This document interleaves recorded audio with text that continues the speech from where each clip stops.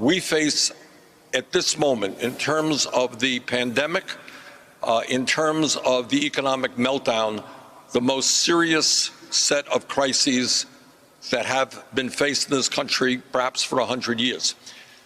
And our job right now is to think big, is to act in an unprecedented way, both in terms of healthcare and in terms of the economy.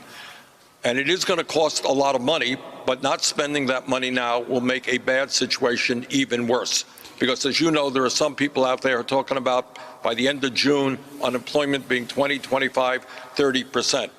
So right now, our focus has got to be, in my view, to make sure that all workers in this country are kept whole, they continue to get their paycheck, to make certain that in addition to that, people get a check of $2,000 a month, to make certain right now that we move in an unbelievably aggressive way to make sure that our healthcare providers, our doctors and our nurses are not dying on the job trying to protect us.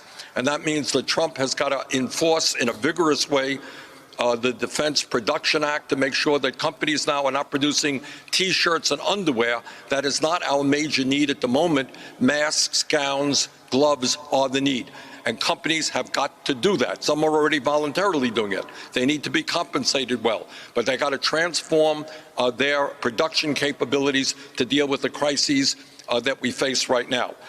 The other thing I think, Chris, is that while Congress, and there are going to be people up all night right now working on this $2 trillion bill, people are working really hard. They understand the extent of the tragedy. We also have to take a deep breath and ask how we got to be in a country where so many people are in financial despair right now. What I worry about is that at a time when half of our people live in paycheck to paycheck, those paychecks are stopping.